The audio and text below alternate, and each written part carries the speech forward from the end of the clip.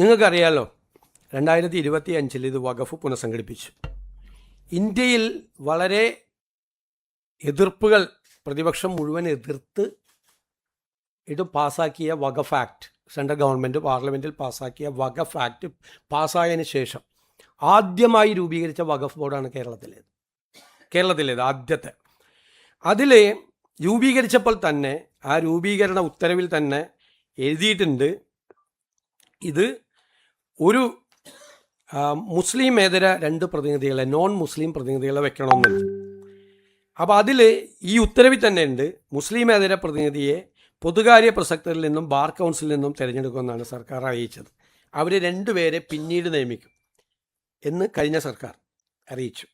അവരെ പിന്നീട് നിയമിക്കും. ബാർ കൗൺസിൽ ഇലക്ഷൻ നടക്കുന്നതുകൊണ്ടാണ് അതിനുശേഷം നിയമിക്കും. ആ ഉത്തരവിൽ തന്നെ ഉണ്ട് നോൺ മുസ്ലിം പ്രതിനിധികളെ, കാരണം സെൻട്രൽ ആക്റ്റാണ്.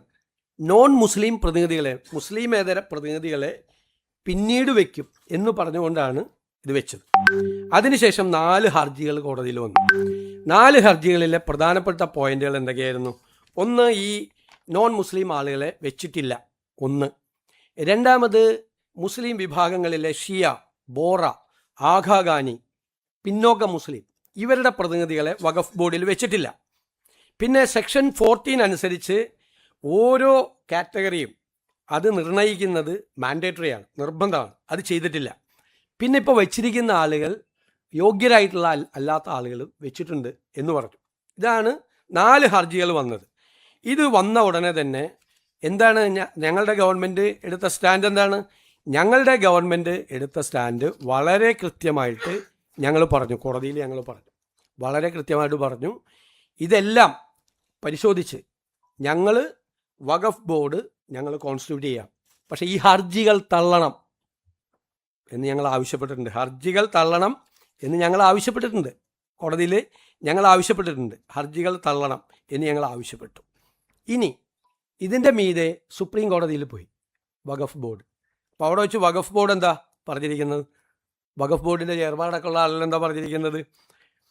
അതായത് അമുസ്ലിം അംഗങ്ങളെ സെക്ഷൻ 14 പ്രകാരം വെച്ചുകൊള്ളാം, ബാർ കൗൺസിലിൽ നിന്നും പൊതുകാര്യ പ്രസക്തരിൽ നിന്നും മുൻ വാഗ്ദാനം അനുസരിച്ച് ചെയ്തു കൊള്ളാം. ഇപ്പോൾ പോയില്ലേ ഇതെല്ലാം?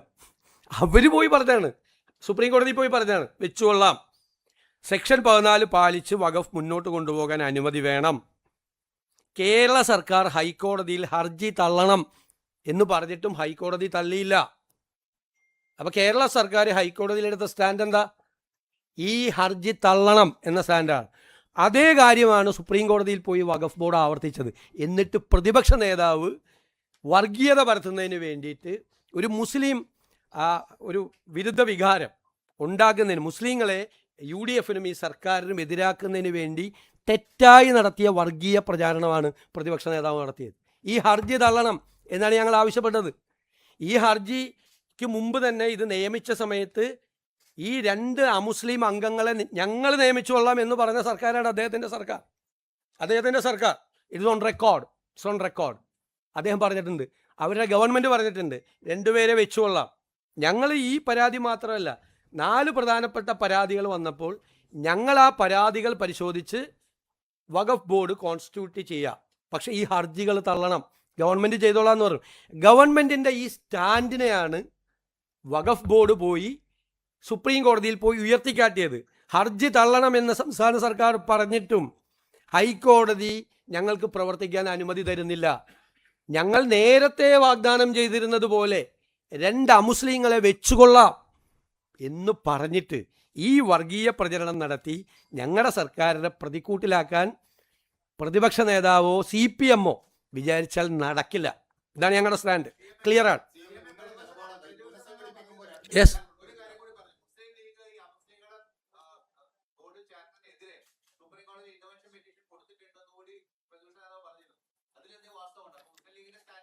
അല്ല, അതുമായിട്ട് ബന്ധപ്പെട്ട് എനിക്കറിയത്തില്ല. എനിക്കറിയില്ല, എനിക്ക് അതിൻ്റെ ഡീറ്റെയിൽസ് അറിയില്ല. അന്വേഷിച്ചിട്ട് ഞാൻ പറയാം. എനിക്കതിൻ്റെ ഡീറ്റെയിൽസ് അറിയത്തില്ല. പക്ഷേ ഒരു കാര്യം ഞാൻ ഇപ്പോഴത്തെ അല്ല, സുപ്രീം കോടതി, എന്നിട്ട് സുപ്രീം കോടതി 2 കൂട്ടരെ കേൾക്കാൻ വേണ്ടിയിട്ട് പറഞ്ഞു വിട്ടു. സുപ്രീം കോടതിയിൽ കേരള ഗവൺമെൻറ്, ഇപ്പോഴത്തെ ഗവൺമെൻറ് എടുത്ത സ്റ്റാൻഡിനെ പിന്തുണച്ചുകൊണ്ടാണ് വഖഫ് ബോർഡ് അവിടെ പോയത്. സർക്കാർ തള്ളണം, ഈ കേസ് തള്ളണം എന്നാണ് ഈ ഹർജികൾ തള്ളണമെന്നാണ്. എന്നിട്ട് ഇതിലെ പ്രധാനപ്പെട്ട പരാതികൾ പരിശോധിച്ച് അതനുസരിച്ച് വഖഫ് ബോർഡ് കോൺസ്റ്റിറ്റ്യൂട്ട് ചെയ്യാൻ ഗവൺമെൻറ് തയ്യാറാണ് എന്നാണ് പറഞ്ഞത്. എന്നിട്ട് എന്തു പ്രചരണമാണ് നടത്തുന്നത്? അല്ലല്ലോ, ഞങ്ങൾ അങ്ങനെ പറഞ്ഞിട്ടില്ലല്ലോ. അല്ലല്ല, ഞാൻ ചോദിക്കട്ടെ, കഴിഞ്ഞ ഗവൺമെൻറ് എടുത്ത നിലപാടെന്താ? അമുസ്ലിങ്ങളായ ആളുകളെ വെച്ചുകൊള്ളാമെന്നാണ്. കാരണം അത് ഗവൺമെൻറ് പാസ്സാക്കിയ നിയമമല്ലേ അത്. അല്ലല്ല, ഞങ്ങളല്ല കേട്ടോ, നിങ്ങൾ പറഞ്ഞത് ഈ അമുസ്ലിങ്ങളായ ആളുകളെ പിന്നീട് വെച്ചുകൊള്ളാം എന്ന് ഉത്തരവിൽ തന്നെ ഉണ്ട്. പിണറായി സർക്കാർ ഇറക്കിയ ഉത്തരവ് നിങ്ങൾ വായിച്ചു നോക്ക്, ആ ഉത്തരവിലുണ്ടത്. എന്നിട്ട് ഇപ്പോഴും വഖഫ് ബോർഡ് പോയി ഹൈക്കോടതിയിലും സുപ്രീം കോടതിയിലും പറയുന്നത് ഞങ്ങളത് വെച്ചുകൊള്ളാന്നാ. ഇപ്പോഴത്തെ അതിൻ്റെ സ്റ്റേറ്റസ് എനിക്കറിയില്ല, അത്ര ഞാൻ നോക്കിയിട്ട് പറയാം.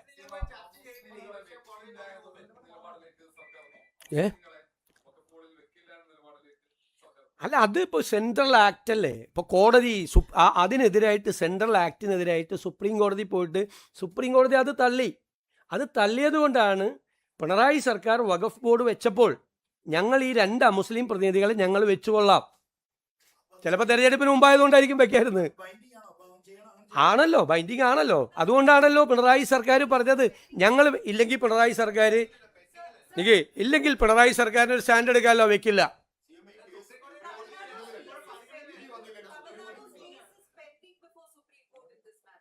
Which case? Tamil Nadu. Tamil Nadu case is different. Only this matter, 2 non-Muslims, appointment of 2 Muslims only pending before the Supreme Court. Here there are other demands also. In the other petitions, there are 4 petitions before the High Court that I have already stated to you that there is no proper representation for Shia, Bora, Agha Ghani and backward Muslims. And there is no some of the persons are not competent, and according to section 14(6), determination of each category is mandatory. There is a violation. 3 more other petitions also. 4 petitions are pending before the Kerala High Court. Sir, but in the affidavit that you all filed before the High Court, you all said that you all will strictly comply with section 14. Section 14 also includes appointment of non-Muslims. The Waqf Board also has taken a stand before the High Court as well as in the Supreme Court that we will comply with the provisions of the section 14. Already taken a stand, and we demanded the rejection of the petition also, the dismissal of the petition also. But the opposition leader said that the LDF government had maintained that we will wait till the final verdict. No. They have not mentioned anywhere in the order itself. They have categorically stated that these 2 appointments will be done later. And they said that there is a representative from public persons and from the Bar Council. Since the Bar Council election is going on, we are not ready to appoint them. After the election, we will appoint. They have given an assurance in the order itself and before the High Court also. Waqf Board also repeated the same submission in the Supreme Court.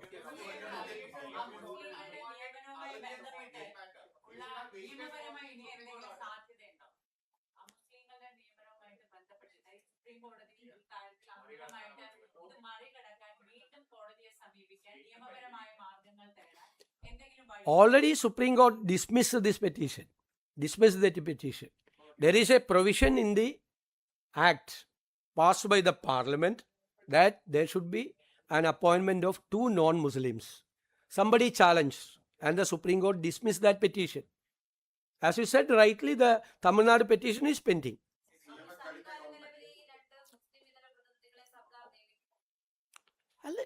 We have to go through the final judgment of the High Court and the Supreme Court.